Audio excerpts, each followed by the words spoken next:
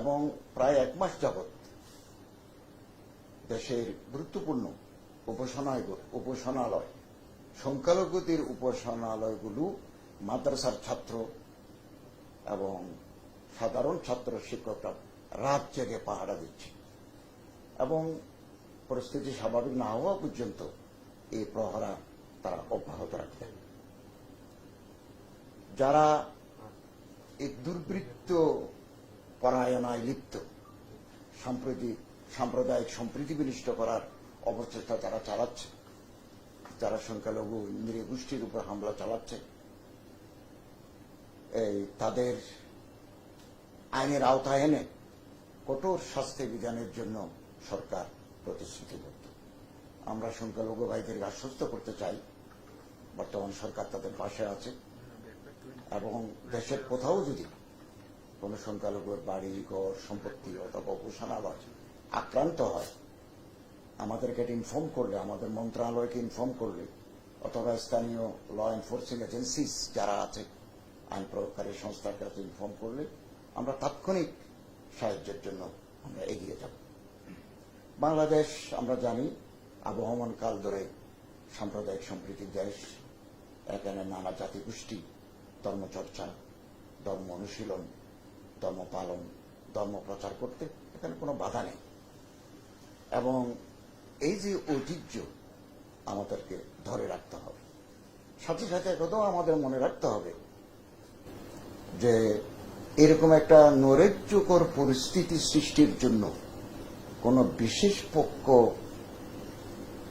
Active আছে কিনা এটাও আমাদের খতিয়ে দেখতে হবে, যাতে একটা অস্থিতিশীল পরিস্থিতি তৈরি হয়। আমরা যে কোনো মূল্যে ধর্মীয় সম্প্রীতি এবং সৌহার্দ্য আমরা বজায় রাখতে চাই এবং ধর্ম মন্ত্রণালয় এক্ষেত্রে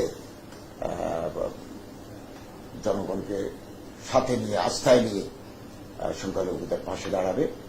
তাদের ব্যবসা বাণিজ্য, তাদের যান মাল, তাদের উপাসনালয় যাতে সুসংরক্ষিত থাকে এ ব্যাপারে আমরা অত্যন্ত সচেষ্ট।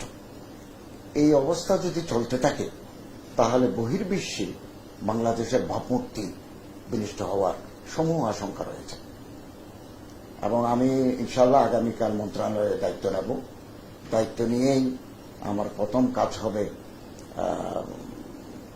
ঢাকা শহরে প্রথমত, এরপরে মফস্বলে যেখানে যেখানে ধর্মীয় উপাসনালয় আক্রান্ত হয়েছে অথবা বাড়িঘর ক্ষতিগ্রস্ত হয়েছে আমরা এগুলো দেখব এবং আমি স্বরাষ্ট্র মন্ত্রণালয়ের সাথে ক্লোজ মনিটরিং করে এটা আগামী দিনে যাতে এরকম অকারেন্স আর না ঘটে, পুনরাবৃত্তি না ঘটে একেবারে ব্যবস্থা নেব। এবং মাননীয় প্রধান উপদেষ্টাও আমাদেরকে সেই নির্দেশনা দিয়েছেন। এখন এই মুহূর্তে আমাদের মূল কাজ হচ্ছে restoration of law and order situation, আইন শৃঙ্খলা রক্ষার, আইন শৃঙ্খলার উন্নতি সাধন। এটা এই মুহূর্তে আমাদের প্রায়োরিটি। দ্বিতীয়ত আমরা মন্ত্রণালয়ে কালকে আমি দায়িত্ব নেওয়ার পরে বৈঠক করব আর কি ব্যবস্থা গ্রহণ করা যায় সংখ্যালঘুদের জানমাল, ইজ্জত, সম্পত্তি, উপাসনালয় এগুলো রক্ষার জন্য, তাদের নিরাপত্তা বিধানের জন্য। তাদের মনে যে আতঙ্ক তৈরি হয়েছে বা আতঙ্ক তৈরি করছে কেউ, এই আতঙ্ক দূর করার জন্য আমরা কিছু গুরুত্বপূর্ণ ব্যবস্থা নেব। এটা আলাপ করে কালকে আমি মন্ত্রণালয়ে গিয়েই সেটা আলাপ করব এবং প্রয়োজনে আমি সংখ্যালঘু সম্প্রদায়ের যারা নেতৃবৃন্দ আছেন তাদের সাথেও বসবো, তাদের সাথে আলোচনা করব, তাদের পরামর্শ নেব এবং আমাদের অগ্রাধিকার পাবে প্রায়োরিটি হচ্ছে যে আইন শৃঙ্খলার উন্নয়ন।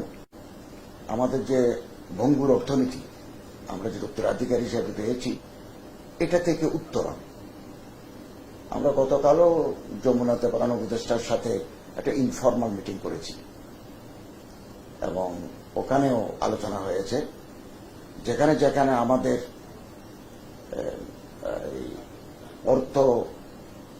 আমাদের যে অর্থনৈতিক দুরবস্থা এগুলো কিভাবে দ্রুততার সাথে আমরা রিকভারি করতে পারি এ ব্যাপারে আমরা বৈঠক করব এবং মাননীয় প্রধান উপদেষ্টা আজকে তো পীরগঞ্জ গেছেন ওই শহীদের জিয়ারতের জন্য, হয়তো তিনি কালকে আমাদের পরিষদ নিয়ে বসবেন, আমরা সেখানেও বিস্তারিত আলোচনা করব। তো পরিশেষে আপনাদেরকে ধন্যবাদ জানাচ্ছি এবং আমরা দৃঢ়তার সাথে একথা বলতে চাই, এই কেউ যাতে সংখ্যালঘুদের উস্কিয়ে দিয়ে অথবা মাঠে নামিয়ে জল গোলা করার, পানি গোলা করার পায়তারা করবে, এগুলো আমাদেরকে অত্যন্ত সচেতন থাকতে হবে এবং আমরা তাদেরকে আশ্বস্ত করতে চাই আমরা তাদের পাশে আছি। ধন্যবাদ। এটাই আমার বাংলাদেশের কাজ করি। আপনার কাছে আমার একটা প্রশ্ন আছে, কথা হচ্ছে বিশেষ করে কোন বিষয়গুলোকে গুরুত্ব দিয়ে বা কি নির্দেশনা আপনাদেরকে দিয়েছেন প্রধান উপদেষ্টা মহোদয়।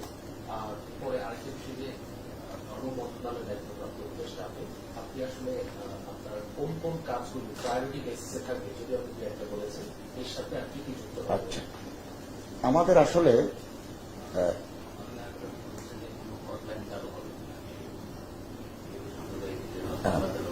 ভালো কথা বলছি। আরেকটা বিষয় হচ্ছে যে বিভিন্ন মসজিদ কমিটিতে ক্ষমতাসীন কর্মীরাই ছিল, ইমামদের যেটা বেতন মসজিদ কমিটিতে বেশিরভাগ কমিটির বেশিরভাগ এলাকায় শরীর কমিটির লোকই তাই ইমামদের বেতন ভাতা এই ধরনের কোনো সমস্যা ইসলামী ফাউন্ডেশন তারা আলোচনা আছে ইমামদের বেতন ইনশাল্লাহ আমি কালকে দায়িত্ব নিয়েই এই একটা হটলাইন আমরা প্রেসে দিয়ে দেব। বাংলাদেশের কোথাও যদি কোন ধরনের সহিংসতা সংখ্যালঘুদের ব্যাপারে পার্টিকুলারলি কোন উপাসনালয়ে হামলা হয়, মুহূর্তের ভিতরে হটলাইনে যোগাযোগ করলে আমরা একটা ল এনফোর্সিং এজেন্সির সাথে সমন্বয় করে তাৎক্ষণিক ব্যবস্থা নেওয়ার করব। দ্বিতীয়, আপনি যেটা বললেন মসজিদের ইমামদের বেতন, বাংলাদেশে প্রায় 3 লক্ষের মতো মসজিদ আছে।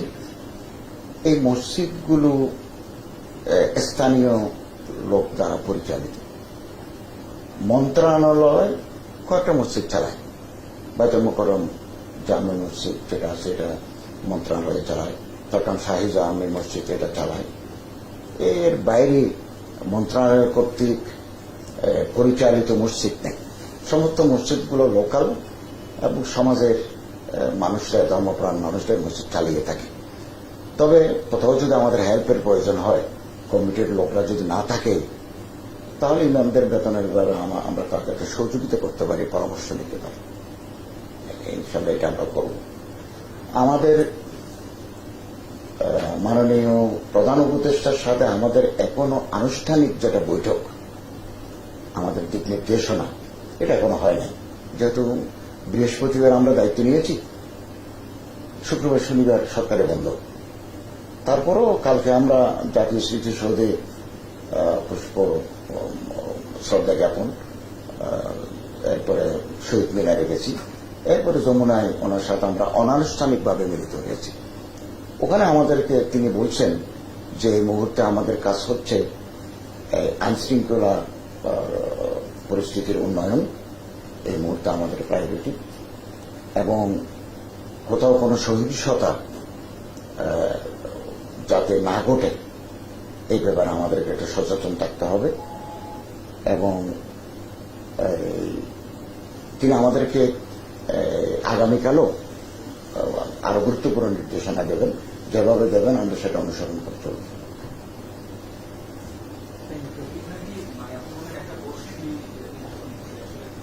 সমাজের ভিতরে আপনারা জানেন একটা শ্রেণী থাকে, দুর্বৃত্তদের একটা গ্রুপ থাকে, পলিটিক্যাল গ্রুপ থাকে, নানা মতলবের মানুষ থাকে। তারা একটা কিওস এন্ড কনফিউশন তৈরি করতে চায়। এগুলো তো আন্ডারওয়ার্ল্ডের লোক, এগুলো করতে থাকে। কারো কারো পলিটিক্যাল মোটিভেশনও থাকতে পারে, এটা তো আমাদের কাছে স্পষ্ট নয়। যতক্ষণ এটা তারা আদালতে কনফেস করে নাই অথবা ল এনফোর্সিং এজেন্সির সামনে তারা স্বীকারোক্তি দেয় না, তখন তো আর বলা যাচ্ছে না। তো এটা করতে পারে, এটা আমাদের আশঙ্কা। একটা দুর্বৃত্ত সব জায়গায় থাকে। যেমন আন্দোলন থেমে যাওয়ার পরেও আমরা বিভিন্ন জায়গায় দেখছি যে লুটপাট হচ্ছে বা আঘাত করছে। এগুলো তো ছাত্ররা করে নাই, রাত্রে ঋষিতে করছে, ভাঙচুর করছে, দরজা ভেঙে নিয়ে যাচ্ছে। তো ঠিক একইভাবে ধর্মীয় উপাসনালয়ে আক্রমণ করা অথবা সংখ্যালঘুদের ঘরবাড়িতে হামলা করা এরকম কাজ কেউ করতে পারে। এই গ্রুপটা কে এটা আগেভাগে বলা মুশকিল, তবে গ্রুপ পিছনে আছে। এটা এটা টেরোরিস্ট দল থাকতে পারে, এটা দুর্বৃত্তদের একটা গ্রুপ থাকতে পারে, পেশাদার যারা টাকাত আছে এরাও করতে পারে, সুযোগ নিতে পারে আর কি। তো আমরা এগুলো ইনশাল্লাহ সরকারের পক্ষ থেকে কঠোর হস্তে আমরা এগুলোকে দমন করব এবং একটা সুন্দর শান্তি শৃঙ্খলা পরিস্থিতি ফিরিয়ে আনার জন্য আমরা সচেষ্ট থাকবো।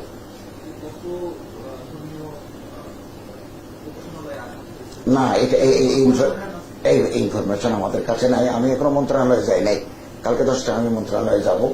তাদের কাছে কোনো ইনফরমেশন থাকলে সেটা আমরা কালেকশন করব এবং ঢাকা শহরে কোথাও কোনো মন্দির যদি আক্রান্ত হয়, কোন সংখ্যালঘুদের বাড়িঘর যদি ক্ষতিগ্রস্ত হয়, আমি এগুলো দেখতে যাব এবং আমি যথাযথ কর্তৃপক্ষের কাছে সেটা রিপোর্ট করব এবং তাদের আগামী দিনগুলো যাতে তারা শান্তিতে, স্বস্তিতে, নিরাপত্তার সাথে থাকতে পারে সে নিশ্চয়তা আমি তাদের দেব।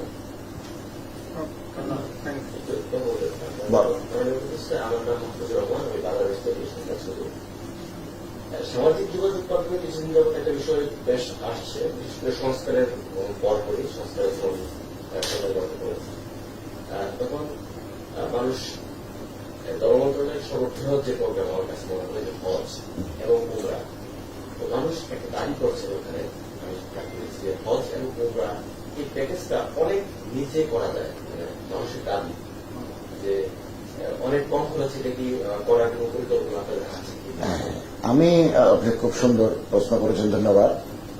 এটা আমার পরিকল্পনার ভিতরে আছে। আমি একটু দেখতে চাই কেন বাংলাদেশ থেকে হজে গেলে এত একটা বিরাট কনসিডারেবল অ্যামাউন্ট লাগে এবং একটা সিন্ডিকেট আছে, আমরা আগে শুনেছি।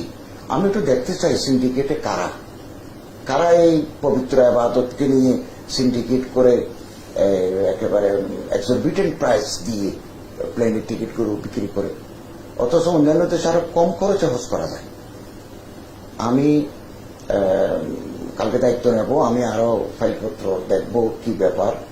কোন অন্যায় সিন্ডিকেট যদি থাকে আমরা এটা ভেঙে দেওয়ার জন্য সচেষ্ট হব এবং এর সাথে যারা যুক্ত তাদেরকে আমরা আইনের আওতায় আনব।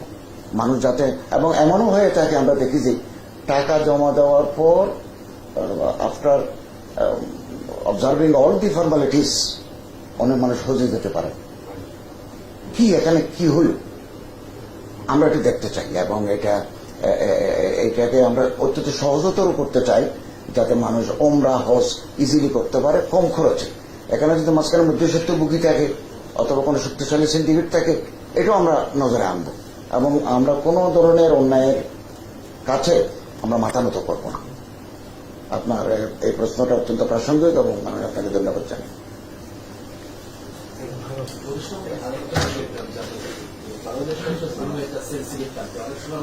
সোশ্যাল মিডিয়ায় বিশেষ করে সেটার উপর কেন্দ্র করে এক গ্রামের সাথে আরেক গ্রাম, এক গোষ্ঠীর সাথে আরেক গোষ্ঠী লেগেই থাকে। সেক্ষেত্রে আসলে এই ধরনের ধর্মীয় উস্কানিমূলক যে বিষয়গুলো সেগুলোকে নিয়ন্ত্রণের ক্ষেত্রে আপনাদের একটা সমন্বয় কর্মসূচির ডিভিশনের দায়িত্ব আসলে সেই মন্ত্রণালয়ের সাথে আপনারা সমন্বয় থাকে। হ্যাঁ, ধন্যবাদ আপনাকে, খুব প্রাসঙ্গিক প্রশ্ন। আমাদের কলিগ যে টেলিযোগাযোগ এবং তথ্য প্রযুক্তি মন্ত্রণালয়ের দায়িত্বে আছেন, আমরা ওনাদের সাথে সমন্বয় করব, আলোচনা করব।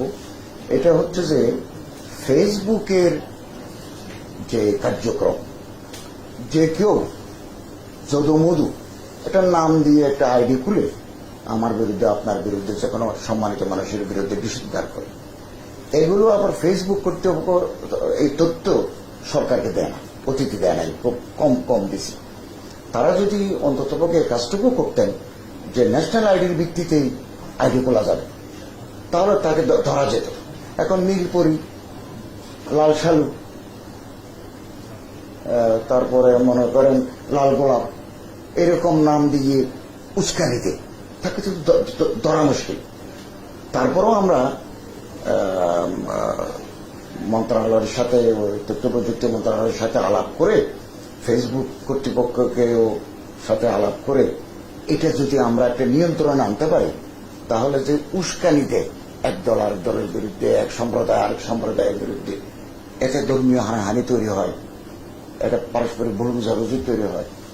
তো এটা যাতে বন্ধ করা যায়, আমরা এটা নিয়েও আলাপ করব, এবং এটা অত্যন্ত গুরুত্বপূর্ণ। এটা শান্তিপূর্ণ সহাবস্থানের জন্য একটা অপরিহার্য শক্তি। মুহূর্তের মধ্যে ভাইরাল হয়ে যায়, আমরা চেষ্টা করব।